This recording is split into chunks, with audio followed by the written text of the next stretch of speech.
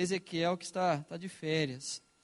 O tema que a gente vai trabalhar é Jesus o Cristo, hoje o Senhor de todas as coisas. Por que Ele é Senhor de todas as coisas? E como é que Ele é Senhor sobre todas as coisas? Vamos orar?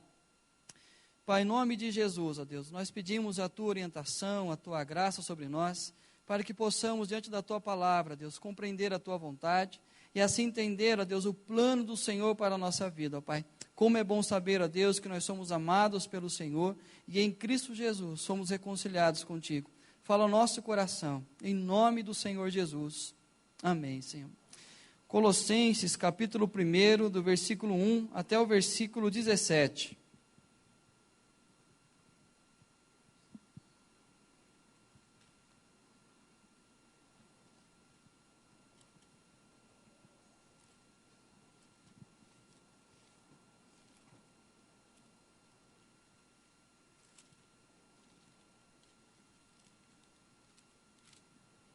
Essa é uma série de estudos que nós fizemos na igreja do Igaçaba, às quartas-feiras, só que lá foram 5 quartas-feiras, aqui vão ser 3. Então vai ser, o pessoal do Igaçaba vai perceber que não está na ordem, tive que readaptar para a gente poder fazer em 3 domingos. Colossenses 1, de 1 a 17. Paulo, apóstolo de Cristo Jesus, por vontade de Deus, e o irmão Timóteo, aos santos e fiéis irmãos em Cristo, que se encontram em Colossos. Graça e paz a vós outros, da parte de Deus, nosso Pai. Damos sempre graças a Deus, Pai de nosso Senhor Jesus Cristo, quando oramos por vós, desde que ouvimos da vossa fé em Cristo Jesus, e do amor que tendes para com todos os santos, por causa da esperança que vos está preservada nos céus, da qual antes ouvistes pela palavra da verdade do Evangelho, que chegou até vós, como também em todo o mundo está produzindo fruto e crescendo.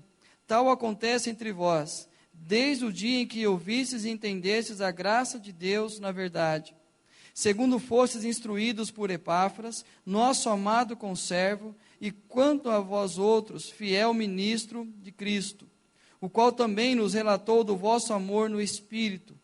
Por esta razão, também nós, desde o dia em que o ouvimos, não cessamos de orar por vós e de pedir que transbordeis de pleno conhecimento da sua vontade, em toda a sabedoria e entendimento espiritual, a fim de viverdes de modo digno do Senhor, para o seu inteiro agrado, frutificando em toda boa obra e crescendo no pleno conhecimento de Deus, sendo fortalecidos com todo o poder, segundo a força da sua glória, em toda perseverança e longanimidade, com alegria, dando graças ao Pai, que vos fez idôneos à parte que vos cabe da herança dos santos na luz. Ele nos libertou do império das trevas e nos transportou para o reino do Filho do seu amor, no qual temos a redenção, a remissão dos pecados. Este é a imagem do Deus invisível, o primogênito de toda a criação, pois nele foram criadas todas as coisas, nos céus e sobre a terra, as visíveis e as invisíveis, sejam tronos, sejam soberanias, quer principados, quer potestades. Tudo foi criado por meio dele e para ele. Ele é, antes de todas as coisas, nele tudo subsiste. O apóstolo Paulo, então, ele recebe informações, através de Epáfras, sobre a realidade daquela igreja. E logo na introdução da carta, ele começa a falar que ele já tem um conhecimento da igreja, onde ele diz que ele conhece o amor que eles dão a todos os santos, ele fala da fé em Cristo Jesus, e ele fala da esperança. E o apóstolo Paulo, nas cartas, ele sempre destaca essa realidade, a fé, o amor e a esperança. Tendo esse conhecimento daquela igreja, o apóstolo Paulo então começa a sua oração e ele fala àquela igreja qual é o conteúdo da sua oração, qual tem sido a razão pela qual ele tem orado por aquela igreja. E aí nós vamos perceber, logo de início, aonde o apóstolo Paulo diz que transbordeis do pleno conhecimento de sua vontade, com toda a sabedoria e entendimento espiritual. O apóstolo Paulo utiliza pleno conhecimento, toda a sabedoria e entendimento espiritual. Então o apóstolo Paulo ora para que aquela igreja tivesse uma constante busca por entendimento espiritual. Lembre-se disso para que a gente possa continuar nos próximos domingos. A igreja precisava de um entendimento espiritual. Mas na oração, o apóstolo Paulo também diz: para viverdes de modo digno do Senhor, para o seu inteiro agrado, frutificando em toda boa obra, crescendo em conhecimento de Deus. Mais uma vez o apóstolo Paulo cita conhecimento de Deus. Mas nesse trecho ele fala que aquele conhecimento que nós temos adquirido da parte de Deus não é apenas um conhecimento intelectual, que fica apenas na esfera do pensamento, da filosofia, mas é uma prática diária. Aquilo que o Evangelho nos ensina deve ser colocado em prática. E também constante gratidão pelo mover de Deus, dando graças ao Pai que vos fez idôneos à parte que vos cabe da herança dos santos na luz. A gratidão que o apóstolo Paulo ora para que eles estivessem alimentando no coração, não era o simples fato de agradecer a Deus pelo cuidado diário, agradecer a Deus pelo alimento, mas agradecer a Deus profundamente por aquilo que Cristo Jesus realizou na cruz. Entendendo que a gratidão pelo que Cristo fez na cruz tira de nós qualquer possibilidade de confiar que os nossos atos, as nossas atitudes, podem fazer com que sejamos salvos. Então, ter gratidão por aquilo que Cristo fez na cruz é reconhecer que nós somos incapazes por nós mesmos de nos reconciliarmos com Deus. E também constante fortalecimento em Deus, sendo fortalecidos com todo o poder, segundo a força da sua glória, em toda a perseverança e longanimidade. Um constante fortalecimento em Deus. Nós não nos fortalecemos através das nossas atitudes. Nós não somos fortalecidos através da nossa prática diária. Nós somos fortalecidos por Deus. Nessa busca da intimidade, da dependência, da ação de Deus na nossa vida, é a única forma que nós seremos fortalecidos. E nós vamos entender isso ao longo da carta, essa introdução que o apóstolo Paulo faz, dizendo as razões pelas quais ele orava por aquela igreja. Ele está então direcionando exatamente o assunto que ele vai tratar ao longo da carta. E aí, por diversas vezes, ele vai focar totalmente no que Deus faz e no que Cristo realizou. Então, a questão do entendimento espiritual, compreender exatamente essas questões espirituais que Cristo trouxe a cada um de nós. E esse conhecimento não apenas na esfera do pensamento, mas uma prática diária da nossa vida. E gratidão por aquilo que Cristo fez na cruz por nós. Paulo não tinha um contato com essa igreja, não foi o apóstolo Paulo que plantou essa igreja, mas foi Epáfras que, através do ministério do apóstolo Paulo, quando ele tinha uma escola teológica, ele conheceu Epáfras, instruiu Epáfras, que voltou para Colossos, e ali então começou a anunciar o evangelho, e ali ele começou uma nova igreja. Então, o contato que o apóstolo Paulo tem com aquela igreja é apenas através das informações que ele recebe de Epáfras, e assim a carta que ele envia àquela igreja.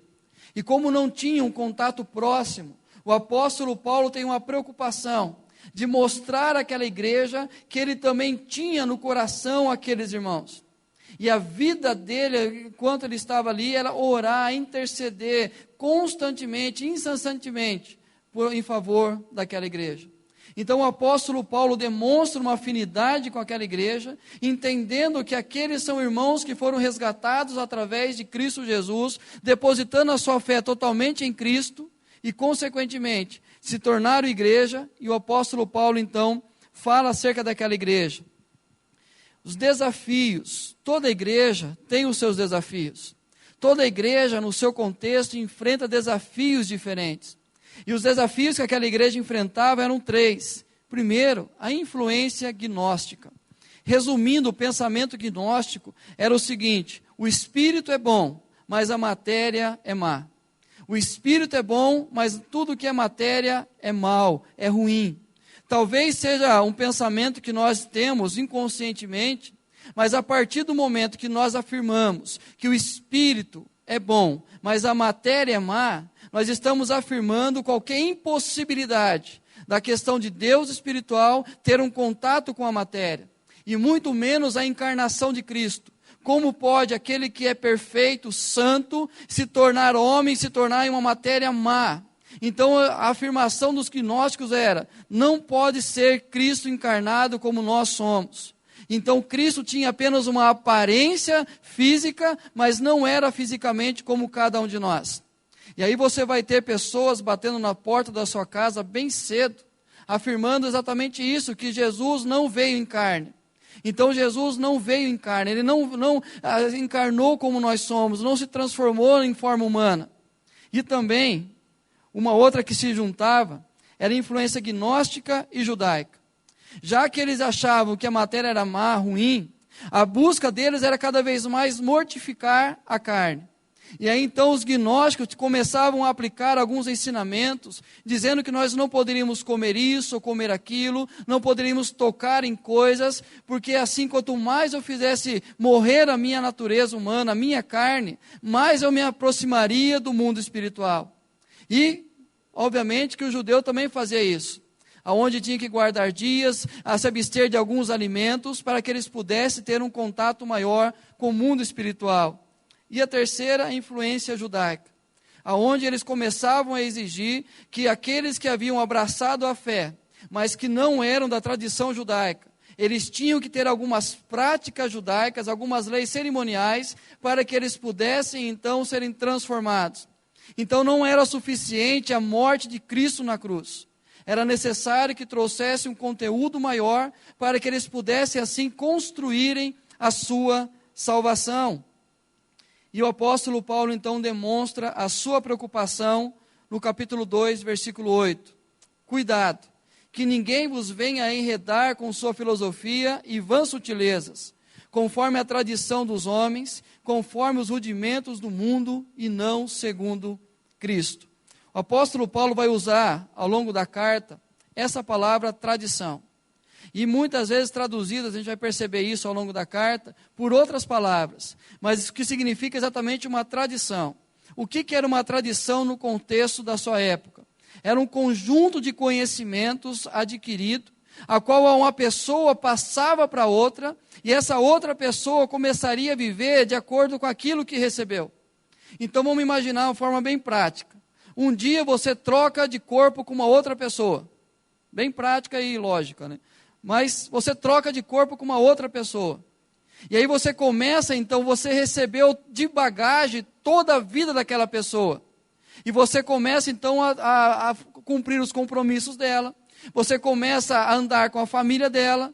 Por quê? Porque você você recebeu de presente uma tradição. Você não vai poder chegar com o corpo de outra pessoa na sua família, que vai ficar um pouco estranho, você chegando falando que é você mesmo. Então o que Paulo está dizendo? Vocês receberam uma coisa por completo na vida de vocês. Então isso vai fazer com que vocês se movam. Mas qual que era a preocupação do apóstolo Paulo?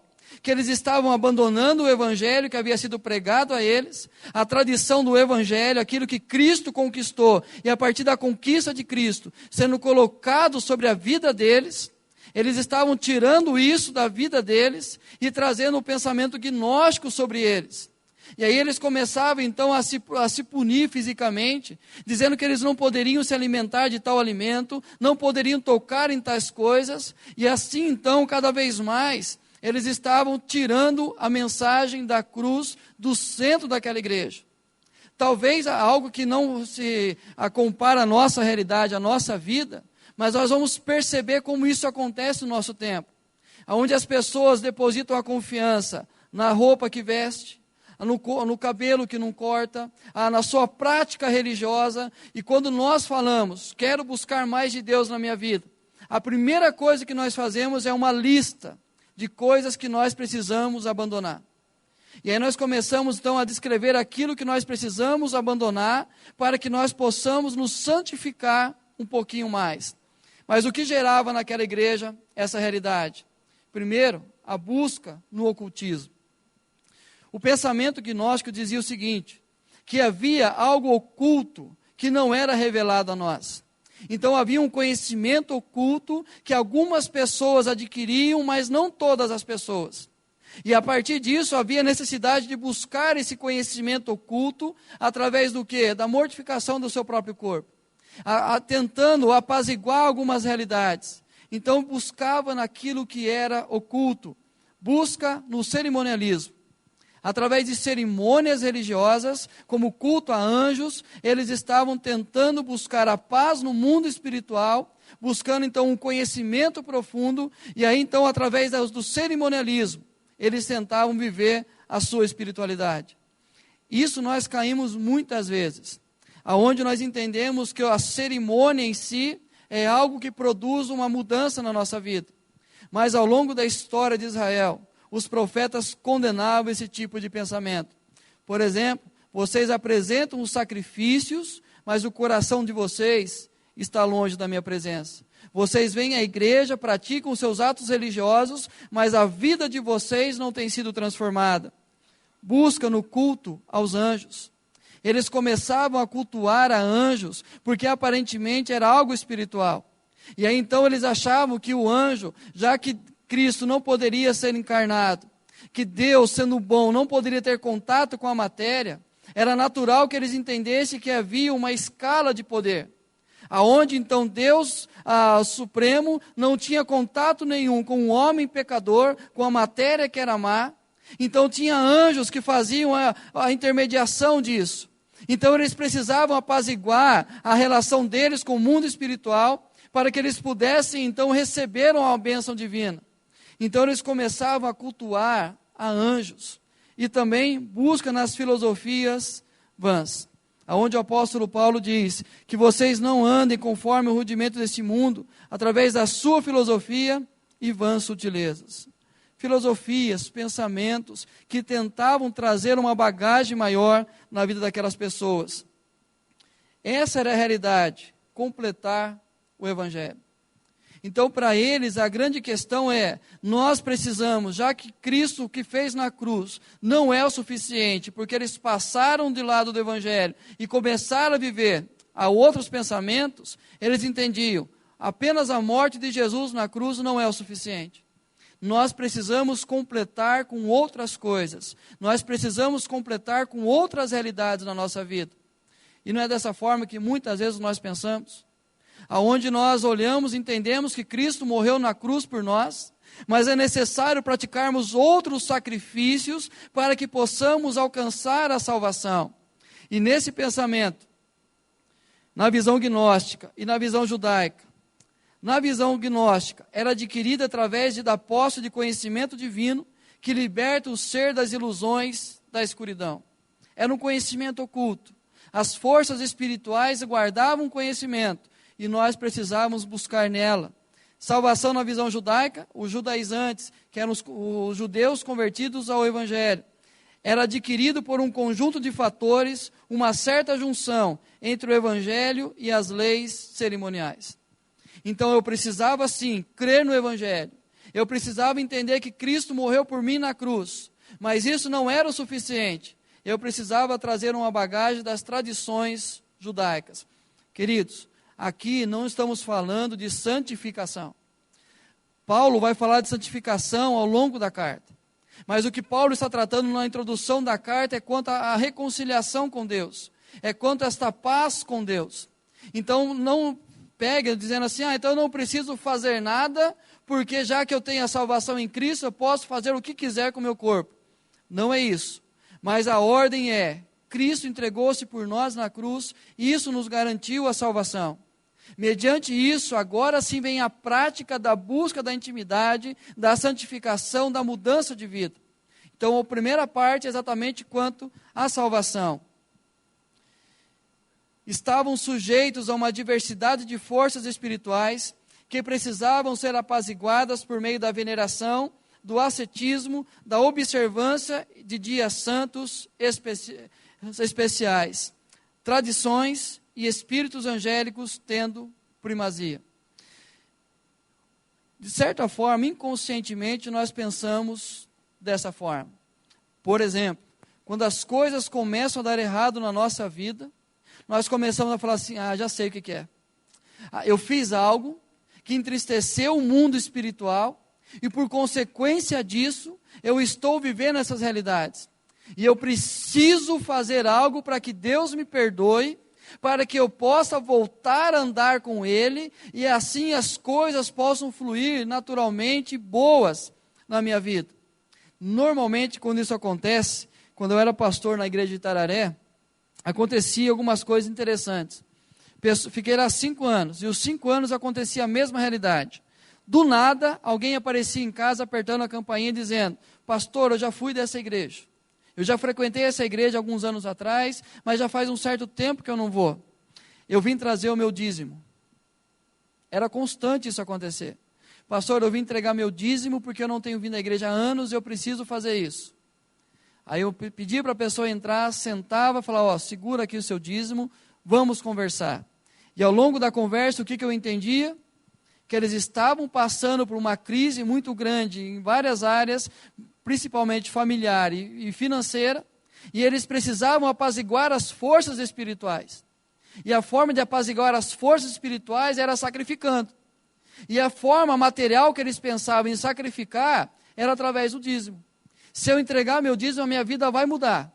Eu não preciso voltar à igreja, eu não preciso mudar a minha vida, não preciso me dedicar inteiramente àquilo que Cristo fez por mim na cruz, mas basta eu apaziguar as forças espirituais. Isso é um risco. Por quê? Porque nós estamos trazendo tradições humanas, aonde nós tentamos, através da nossa própria força e experiência, apaziguar a nossa relação com Deus. É o que aconteceu lá no princípio com Adão e Eva. Houve o pecado, houve a separação, e aí quando Deus vem falar, o que eles fizeram? Se esconderam, fizeram uma roupa, tentando maquiar a realidade. Tentando, quando Deus olhasse para eles, pudesse não enxergar a nudez deles, não pudesse encontrar o que estava acontecendo com eles. Isso nós fazemos, muitas vezes, de forma inconsciente ou até mesmo consciente. Eu vou começar a fazer isso porque assim as coisas vão começar a dar certo na minha vida. E no meio desse contexto todo, Paulo afirma: este é a imagem do Deus invisível, o primogênito de toda criação.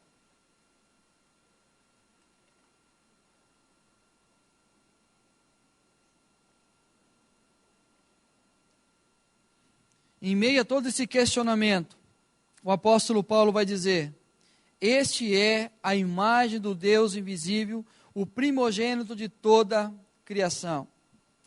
Qual a razão de Paulo ter essa afirmação logo no início da carta?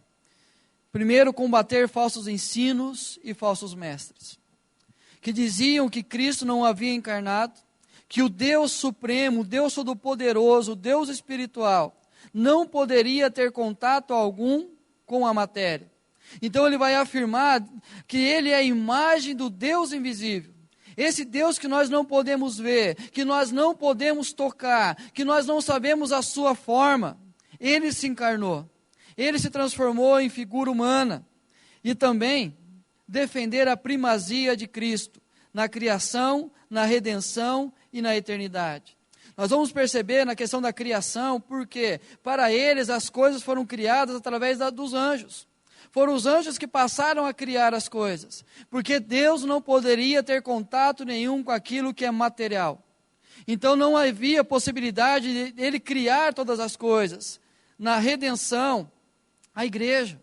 Então a igreja forma a partir do ato de Jesus na cruz, não através da prática minha, não através das minhas atitudes, não através das boas atitudes que Deus formou a sua igreja. Então não é porque a pessoa é boa, é uma pessoa de bom caráter, é uma pessoa de boas ações, que ela pode dizer que é igreja. E também na eternidade. Quanto vai ser a nossa eternidade, o nosso destino. O que a imagem e semelhança de Deus nos faz lembrar? Quando você ouve, este é a imagem do Deus invisível. Ou como fala em Hebreus 1, ele é a imagem exata do Deus invisível. O que lembra você a imagem de Deus? Lembra algum texto? O ser a imagem de Deus?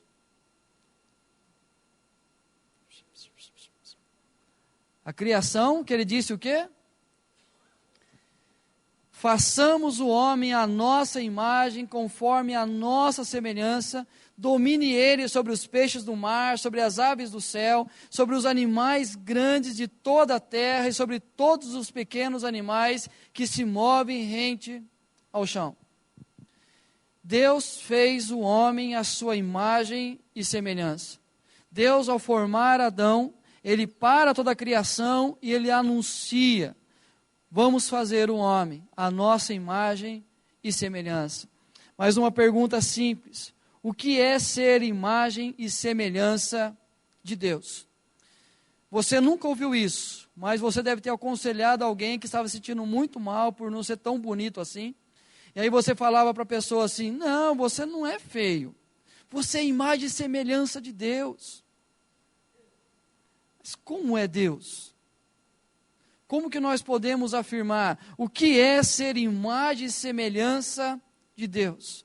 Muitas vezes nós achamos que é exatamente isso, é questão física. Deus era como eu sou, mas não era esse sentido. O que é ser imagem e semelhança de Deus? Há duas formas de entendermos isso.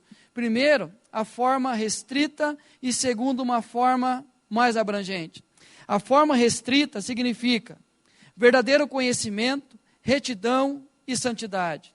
Aonde a nossa confissão de fé, nós vamos ver o texto daqui a pouco aqui, diz justiça original ou retidão original. Nós éramos perfeitos em Adão. Nós éramos a imagem de Deus na questão da retidão, do conhecimento e da santidade. Não existia o pecado, não existia o que nos diferenciasse. Ou seja, nós tínhamos uma justiça original ou uma chamada retidão original. Deus nos criou perfeitos. E na questão abrangente, espirituais, imortais, relacionais e morais. Deus nos fez espirituais como assim o é. Deus nos fez imortais como Ele é. Deus nos fez racionais e morais assim como Ele é. Assim foi a criação de Deus quando Ele disse: façamos o homem à nossa imagem e semelhança, dizendo então que nós tínhamos o verdadeiro conhecimento, a retidão e a santidade.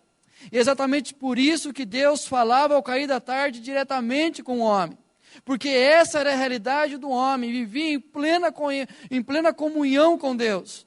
Ele tinha sua vida espiritual, era imortal, racional e moral, mas isso todo era perfeito. Nada o diferenciava então da personalidade de Deus. Mas houve uma passagem, algo aconteceu em meio à história. Vendo a mulher que a árvore era boa para se comer, agradável aos olhos, e árvore desejável para dar entendimento, tomou-lhe do fruto, e comeu, e deu também ao marido, e ele comeu. Isso aconteceu no meio do caminho. Nós éramos perfeitos em Adão. Nós tínhamos plena intimidade e comunhão com Deus.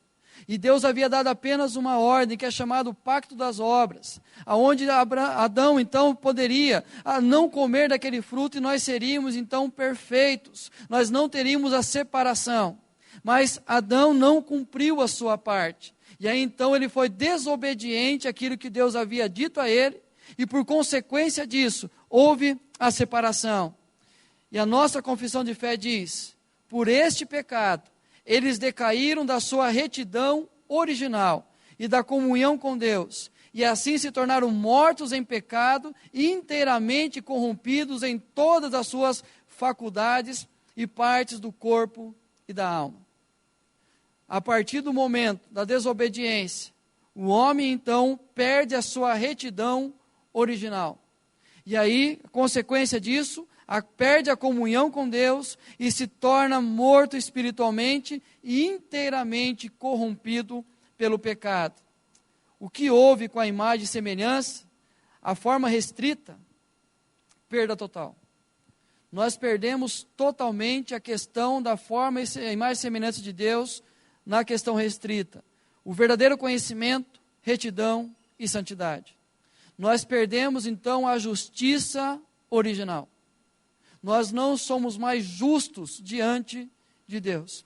Você vai entender isso ao longo do estudo das 3 semanas.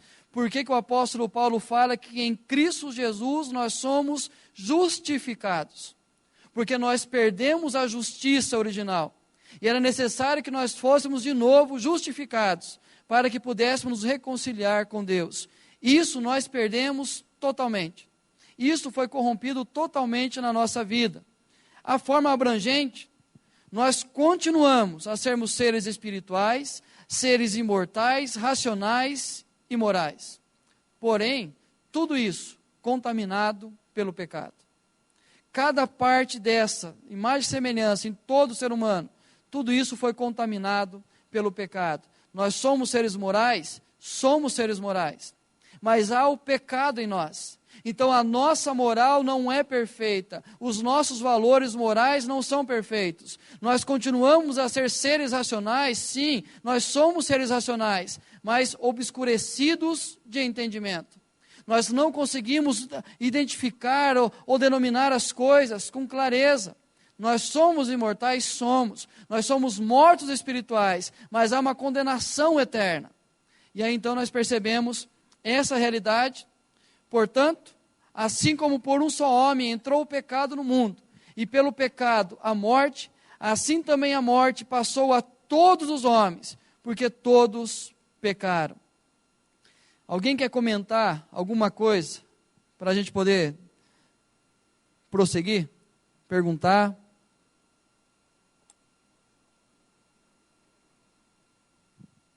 Ninguém?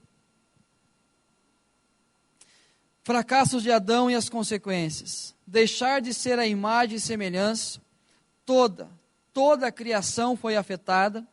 Vivemos por nossa natureza agora terrena, somos por natureza filhos da ira, afirmação de Paulo aos de Éfeso, confusão espiritual e alheios à vontade de Deus. Vamos entender a questão da imagem e semelhança de Deus. Deus havia criado todas as coisas, mas precisava de uma referência para que ele mostrasse que ele foi o Criador de todas as coisas. E para que pudesse identificar quem era o Criador de todas as coisas, ele coloca a sua imagem e semelhança em meio àquele jardim. É como se você fizesse uma bela obra, pintasse um lindo quadro, mas não colocasse o nome. Nós não saberíamos quem era o Criador daquele quadro. Mas a partir do momento que Deus coloca o homem, a sua imagem e semelhança para dominar sobre todas as coisas, nós iríamos identificar, olhando para o homem, que existe alguém que o criou. E era semelhante a ele, era alguém de poder total, alguém do verdadeiro conhecimento e santidade. Então ele coloca, mas a partir do momento que há a queda, que há a separação, o homem então deixa de ser a imagem e semelhança perfeita de Deus, começa então toda a criação a ser afetada. E aí passa logo de início dizendo, agora você vai ter que, através do seu esforço, colher o fruto para você se alimentar. E ele começa então a descrever tudo o que passou a acontecer a partir do momento que houve a separação. Somos por natureza filhos da ira, porque era claro que o salário do pecado era a morte. Deus ele ama profundamente, mas ele também é justo e não poderia negar a sua justiça. E assim então nós éramos por natureza condenáveis. Ou seja, a imagem e semelhança foi corrompida. E é por isso que nós olhamos o ser humano, como ele age, como ele reage às situações, o que nós vemos talvez nem nos surpreenda mais, pelo fato que nós somos corrompidos pelo pecado. Nós temos até vestígios da imagem e semelhança em nós, parte da nossa vida é moral, parte da nossa vida ela consegue pensar, refletir sobre as coisas. Basta ver uma pequena criança, ela consegue discernir entre certo e errado, mas a tendência é sempre o errado. Ela pega uma pedra para atirar em alguém, de repente ela solta a pedra, porque ela sabe que vai ferir. Ou seja, há uns princípios morais nessa criança, mas há a necessidade de entender que ela foi corrompida também, a moral foi corrompida. E é por isso que nós temos muitas vezes atitudes impensadas, atitudes do ser humano que não conseguem refletir sobre a realidade da vida, coisas que nós fazemos, que nós temos nojo até de fazer, mas outras pessoas fazem com a mesma naturalidade e não tem o peso na consciência pesada, porque para ela é moralmente correta. Mas no meio desse contexto, Paulo afirma, este é a imagem do Deus invisível, o primogênito de toda a criação. A restauração da imagem de Deus. O que acontece com a necessidade da vinda de Cristo É exatamente trazer agora a realidade daquilo que se perdeu. Aquilo que nós éramos em Adão e deixamos de ser a partir do pecado. Jesus agora sem pecado algum, o próprio Deus encarnado, a santidade, a retidão, o verdadeiro conhecimento. Ele traz agora para nós a realidade do que é ser imagem e semelhança de Deus, perfeito. E o apóstolo Paulo cita um hino cristocêntrico. Era um hino cantado na época, onde Cristo era o centro de todas as coisas. Ele pega um hino cantado por aquela igreja e coloca então para que aquela igreja pudesse reavaliar os seus pensamentos. É como se eu estivesse escrevendo uma carta para você e eu lembrasse de um hino, um cântico que você conheça, e fala, olha, como diz aquela letra, e escrevesse. Então Paulo está afirmando, através dessa afirmação dele aqui, a imagem de Deus, ele é a imagem do Deus invisível, que Cristo é o centro de todas as coisas. E quando a Bíblia afirma, façamos o homem a nossa imagem e semelhança,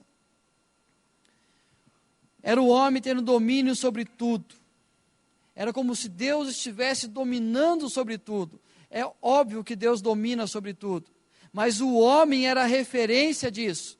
Quando Deus dá ao homem poder sobre todas as coisas, de dar o nome sobre todas as coisas, significava que ele tinha autoridade sobre toda a criação.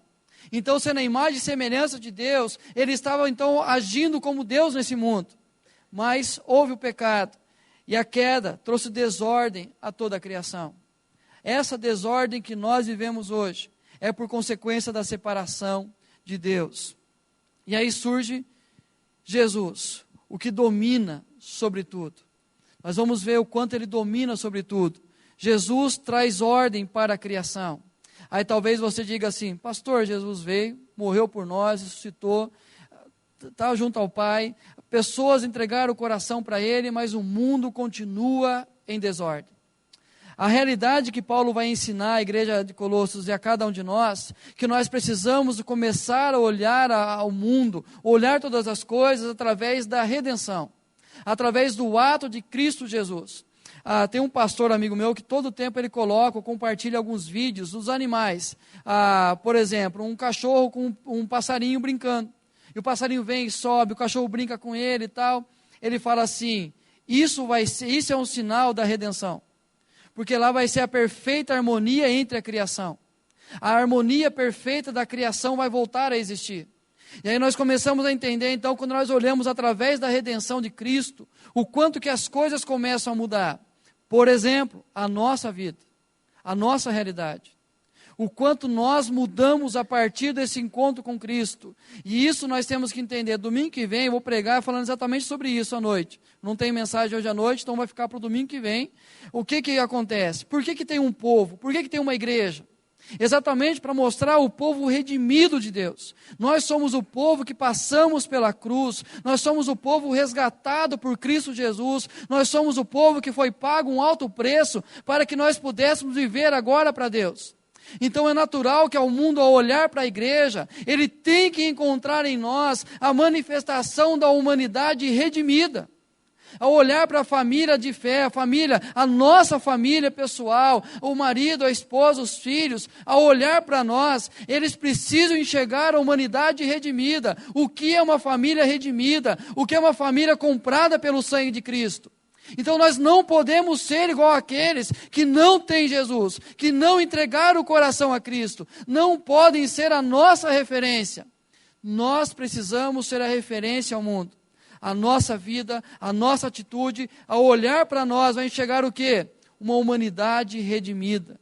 Aquilo que Cristo fez na cruz manifesta a sua igreja e a restauração de todas as coisas. Quando você lê Apocalipse 21, vai falar das coisas restauradas, sobre a nova Jerusalém, que desce do céu.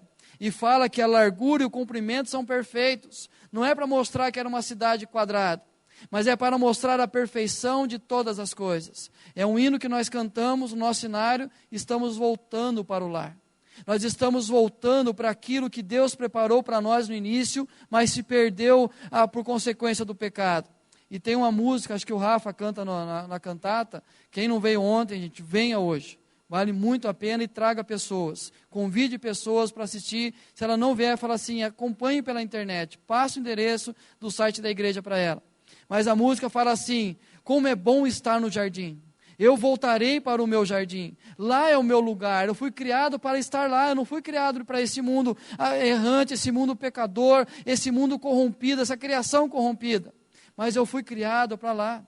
Então nós voltaremos para o lar, e o texto de Apocalipse 21 deixa claro isso, que o próprio Cristo enxugará dos nossos olhos toda lágrima. Não haverá dor, tristeza, morte, tudo aquilo que o pecado trouxe deixará de existir, e nós seremos para Ele filho, e Ele será para nós Pai. A comunhão perfeita de novo com Deus. Isso vai ser a restauração de todas as coisas. Mas até lá, nós precisamos lutar contra o pecado. Nós precisamos cada vez mais buscar, entender a imagem e semelhança de Deus em cada um de nós. Cristo, primogênito de toda a criação. O primogênito de toda a criação. Esse mesmo grupo que bate na nossa casa domingo bem cedo, vai afirmar, olha o que o texto de Colossenses fala, ele é o primogênito de toda a criação. Então ele foi o primeiro gerado, e ele sendo o primeiro gerado, ele era tão criatura quanto você e eu. Ele sendo criatura como você e eu, ele não pode ser Deus. Ele não sendo Deus, não pode ser adorado, não pode ser o nosso intercessor, não pode ser aquele que entregou por nós a vida naquela cruz. Eles afirmam nesse texto, dizendo que, o que Paulo está dizendo é, Cristo é gerado como qualquer um de nós. Ele como não existia antes da fundação do mundo. Ele apenas passou a existir porque ele também é uma criatura de Deus. Isso é errado, queridos. O texto, quando fala de primogenitura, ele se refere a isso, que as nações o sirvam e os povos se curvem diante de você. Seja senhor dos seus irmãos e curve-se diante de você os filhos de sua mãe. Malditos sejam os que te amaldiçoarem e benditos sejam os que o abençoarem. Queridos, quando ele afirma que Cristo é o primogênito, ele está dizendo exatamente o que significava a primogenitura no Antigo Testamento. Então, quando o judeu ouvia falar de primogenitura, ele sabia que era aquele que era senhor de todos os irmãos. Era aquele que governava sobre os irmãos, era aquele que tinha autoridade. Então quando Abraão abençoa, ele vai, aqueles que te abençoarem serão abençoados, mas aqueles que te amaldiçoarem também serão amaldiçoados. Então é dessa afirmação que ele diz que ele é o primogênito, ou seja, o que Paulo está afirmando, que ele é o Senhor sobre os demais. Ele recebe toda a autoridade. Jesus Cristo é o Senhor sobre todas as coisas. Deus deu a ele todo o poder, toda a autoridade. Todas as coisas estão debaixo do senhorio de Cristo Jesus. Ele é o primogênito, ou seja, a ele deve ser dada a honra, a glória e todo o poder. E somente ele pode dominar sobre a nossa vida. Isso nós iremos ver domingo que vem, quando ele nos transportou do império das trevas e nos colocou no reino do Filho do seu amor, para que ele seja o Senhor da nossa vida. Então Cristo Jesus, ele é o primogênito, porque ele é o Senhor sobre todas as coisas, contrariando a intermediação dos anjos e a igualdade do poder de Cristo a todos os anjos, a todos os seres espirituais. Então o que Paulo está contrariando com essa afirmação, que ele é o primogênito, ele é o Senhor, contrariando a intermediação do anjo, igualdade do poder, e ele vai dizer, pois nele, em Cristo Jesus, foram criadas todas as coisas no céu e na terra, as visíveis e as invisíveis, sejam tronos ou soberanias, poderes ou autoridades, todas as coisas foram criadas por ele e para ele. Paulo inverte a ordem do pensamento daquela igreja. Enquanto eles achavam que Deus, que foi os anjos que criaram, Paulo está afirmando, Jesus criou todas as coisas. Foi por intermédio de Cristo Jesus que Deus criou todas as coisas. Ou seja, Jesus é Deus e anjos são criação dele. E são debaixo da autoridade dele. Cabem a ele governar o mundo espiritual. Então não somos nós que apaziguamos o mundo espiritual, não somos as nossas atitudes e muito menos uma grande explosão que criou tudo isso. Mas foi Cristo Jesus. Foi por meio dele que todas as coisas foram criadas. Portanto, supremacia de Jesus tem a ver com 3 realidades: criação, redenção e eternidade. Na prática, ele é o Senhor de toda a criação. Jesus é o Senhor de toda a criação, Ele é o Senhor da igreja e Ele é o Senhor da eternidade. Sendo o Senhor de toda a criação, tudo fará sentido nele. O mundo, sem Cristo Jesus, nós não saberíamos qual é a razão da existência. Mas nele tudo passa a fazer sentido. Tudo deve glorificá-lo. Ele é o alfa e o ômega. Ou seja, tudo foi criado por meio dele e para ele. A razão de todas as coisas é Cristo Jesus. A razão de tudo criado é Cristo Jesus. A razão da nossa existência é Cristo Jesus. Ele é o Senhor de toda a criação. É isso que nós precisamos entender. Mas também o texto afirma que Ele é o Senhor da igreja. Por meio do seu sangue houve a reconciliação. Ele sendo o Senhor da igreja, o seu sangue trouxe reconciliação. Não foram as nossas atitudes, não foram as nossas boas ações, mas foi o sangue de Cristo derramado na cruz, o corpo da sua carne, mediante a sua morte. E Paulo afirma, o corpo da sua carne. Por que Paulo destaca corpo da sua carne? Porque para aqueles pensadores da época, os gnósticos, os influenciados pelo gnosticismo, Cristo não havia encarnado. Mas Adão pecou no corpo, houve a separação no corpo. Era necessário então que no corpo fosse pago a justiça de Deus. E assim então pudéssemos viver no nosso corpo essa adoração a Deus. Ao nosso corpo como instrumento de adoração. E apresentar-nos santos perante Ele. Agora, porém, vos reconciliou. Agora, através do corpo de Cristo, sacrificado naquela cruz, levando sobre si as nossas dores, a nossa enfermidade e o castigo que era sobre cada um de nós, Ele levou sobre si, nos reconciliando com Deus. Ele nos reconciliou e também Ele é o Senhor da eternidade. Tem uma teologia que fala do universalismo. O que diz o universalismo? Todos serão salvos. Na última hora, todos serão salvos. Qual é a base desse pensamento teológico?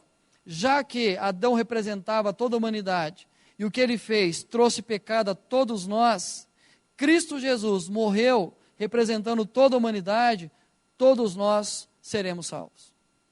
Então não precisa confessar Cristo Jesus como Senhor, não precisa demonstrar na sua vida diária esse comprometimento com Cristo, essa mudança de vida a partir de Cristo. Por quê? Porque todo mundo vai ser salvo no final. É óbvio que é um erro teológico. É claro que isso não vai acontecer. Mas muitos de nós pensamos dessa maneira. Quando morre alguém, o que nós falamos? Nós, ser humano, não importa a sua crença, não importa se é ateu ou não, o que nós falamos? Foi para o céu. Nós vamos consolar os parentes dizendo assim, está melhor do que nós, está num lugar muito melhor do que o nosso. Por quê? Porque nós tendemos, ou tentamos, nós que somos humanos, ele acha que todo mundo quando morre é bom e vai porque Jesus morreu para todo mundo. Mas, queridos, o Senhor da eternidade, Ele vai demonstrar através da redenção. O domínio de Cristo é demonstrado através do povo redimido, através daqueles que encontraram a Cristo Jesus na sua história, foram lavados e remidos pelo sangue do Cordeiro, e assim, então, através disso, demonstra o domínio de Cristo Jesus. Então, como Ele vai demonstrar o seu domínio pela eternidade? Vinde, amados de meu Pai, que eu vos preparei lugar. Isso vai mostrar o domínio de Cristo na eternidade. Vocês, eu não conheço, apartem de mim, vocês que praticam o mal. Eu não conhecia vocês, então aparte de mim, vá para a condenação eterna, a segunda morte, que é essa condenação eterna. Então a redenção vai ser através do domínio de Cristo, onde o apóstolo Paulo vai afirmar, a vós também, que no outro tempo eres estranhos, inimigos no entendimento, pelas vossas obras más, agora contudo vos reconciliou, no corpo da sua carne pela morte, para perante Ele vos apresentar santos e irrepreensíveis e inculpáveis, se na verdade permanecerdes fundados e firmes na fé, e não vos moverdes da esperança do Evangelho que tendes ouvido, o qual foi pregado a toda criatura que há debaixo do céu, e do qual eu, Paulo, estou feito ministro. Ele vos reconciliou para apresentar diante dele santos, irrepreensíveis e inculpáveis, se na verdade vocês estão permanecendo naquilo que vocês ouviram do Evangelho. Entendendo que nós somos salvos mediante a fé naquilo que Cristo realizou na cruz, não nas minhas atitudes, não nas minhas obras, não no pensamento gnóstico, ou no pensamento que eu tenho que mortificar a minha carne constantemente, para que daí eu possa ser salvo. Por exemplo, uma frase que a gente fala sempre quando a gente vê alguém fazendo coisa errada: e se Jesus voltar agora, hein? E se Jesus voltasse agora, pegasse você aí, fazendo isso? Como se a nossa atitude daquele momento tirasse de nós a salvação. Tirasse de nós qualquer ato que Jesus fez na cruz. Eu não estou dando liberdade para você fazer o que quiser. Mas é a questão da santidade, como fala em Romanos 6. Se nós morremos para o pecado, como nós poderemos voltar a viver para ele, se nós já morremos para ele? Então vamos buscar a viver a vida com Cristo. Mas eu quero dizer que nós continuamos com a nossa natureza pecadora, e assim nós iremos pecar, nós iremos errar. Mas isso já não vai definir a nossa eternidade. Porque nós somos resgatados por Cristo Jesus e por Ele redimidos. Então quando, se pegar você agora, você vai para o inferno. Não, eu preciso estar bem, porque na hora da morte eu preciso estar bem com Deus.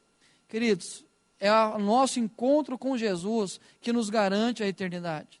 É exatamente entender o plano dele, a obra aplicada em nós, que nos vai dar a certeza da salvação. É de novo a música que o Rafa canta no coral, onde fala: eu vou para o céu, sim, eu sei. Eu sei que eu vou para o céu. Então o crente que entendeu o que Cristo fez na cruz por ele, ele não pode dizer assim: eu não sei, vai depender como eu estiver naquele dia. Não, queridos, nós em Cristo Jesus temos que ter a certeza. Por quê? Porque Jesus é o Senhor da eternidade. Ele vai mostrar o seu domínio através da redenção do povo, que foi lavado e remido pelo seu sangue. Então, através disso, eu posso ter a certeza, como fala em Romanos 8, já não há condenação para aqueles que estão em Cristo Jesus. Queridos, não é aquele que pratica cerimonialismo, não é aquele que busca no ocultismo, não é aquele que tenta apaziguar o mundo espiritual através das suas atitudes, mas para aqueles que estão em Cristo.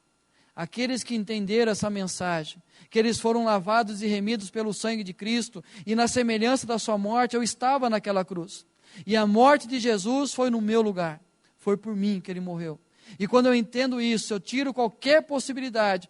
Isso é a fé salvífica. O que é a fé salvífica? Não é a fé comum. Eu creio em Deus. A fé salvífica é: eu sei que o que Cristo fez na cruz, eu jamais poderia fazer. Porque eu sou pecador e qualquer atitude minha é contaminada pelo pecado. Mas Ele realizou o que era necessário por mim naquela cruz. E eu entrego a minha vida a Ele. E assim eu recebo esse domínio de Cristo através da redenção. Alguém quer perguntar alguma coisa? E esse termina o de hoje. Alguém quer perguntar alguma coisa? Quer comentar? Opa.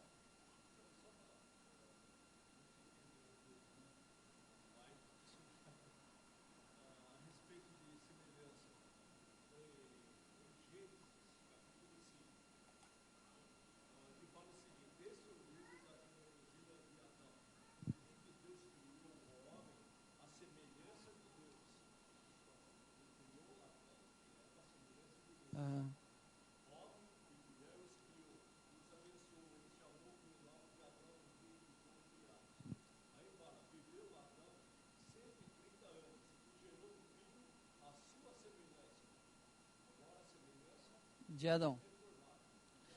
Isso, de Adão. Por que Paulo não fala: Cristo é a imagem e semelhança do Deus vivo? Porque Ele é a imagem exata do Deus vivo. Não há apenas uma semelhança, mas Ele é a imagem exata de Deus vivo. Então, por isso que Paulo não vai utilizar a imagem e semelhança. Porque assim, nós não éramos a imagem perfeita de Deus. Nós tínhamos imagem e semelhança. Era aquilo que nós falamos aqui, da restrita e da abrangente. Então, a partir de Adão, um texto que nós lemos até na confissão de fé aqui, que a partir de Adão, todos agora nascem à sua semelhança. todos nós somos herdeiros do pecado. Então não, mas isso não é. E queridos, pecado se refere apenas entre nós e Deus. A psicologia não fala de pecado. A filosofia não fala de pecado. A relação pecado é entre eu e Deus. Então apenas na questão da relação homem e seu Criador que vai tratar a figura do pecado. Então quando você ouve de repente a psicologia afirmando algumas coisas, ou o terapeuta, seja qual for a área dele, ele não vai estar trabalhando a questão do pecado. Porque já me perguntaram assim, pastor, tem uma mulher no programa de televisão, da Altas Horas, que vai lá e fala para os jovens que estão bem fisicamente, a cabeça é legal, pode ter relação sexual. Por que ela não fala que é pecado? Porque ela não está pregando o evangelho. Simplesmente por isso. Então, não vai tratar exatamente a questão do pecado, mas exatamente a deformação que o pecado gerou em nós. E isso qualquer área da vida vai estudar. A deformação que o pecado gerou em nós.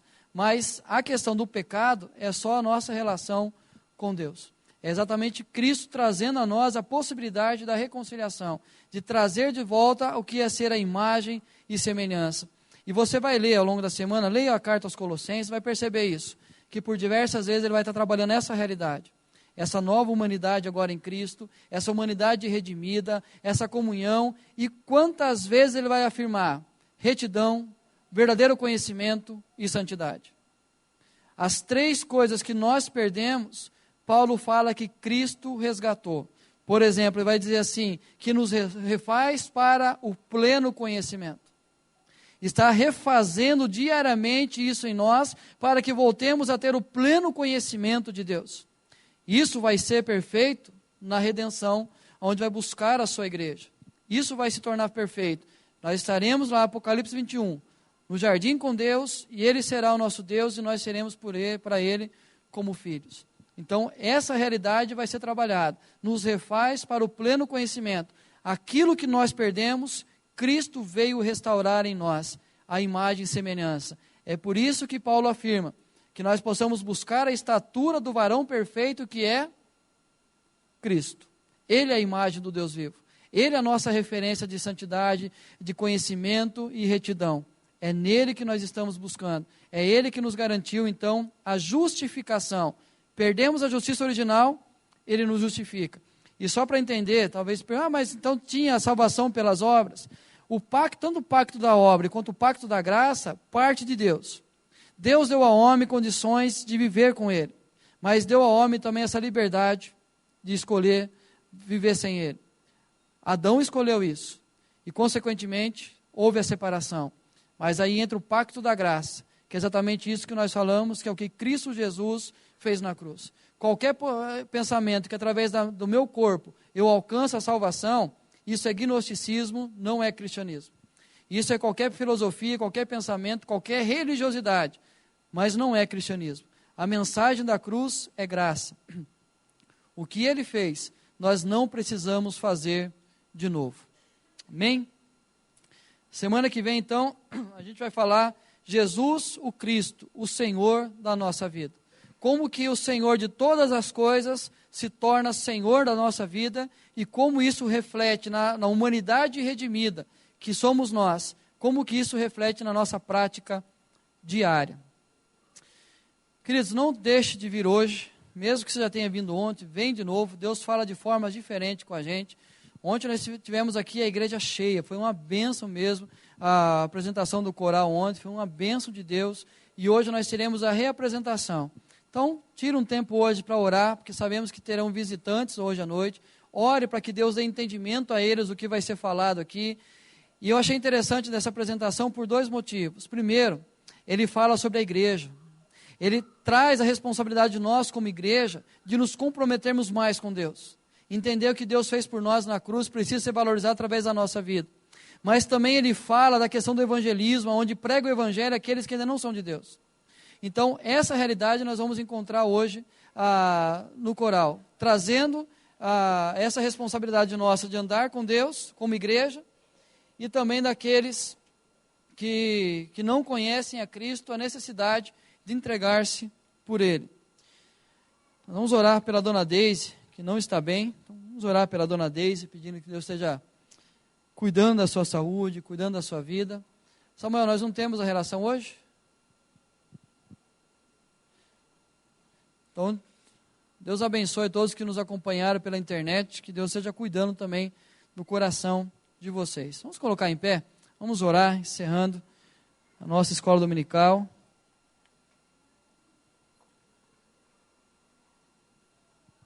Tem mais uma peça.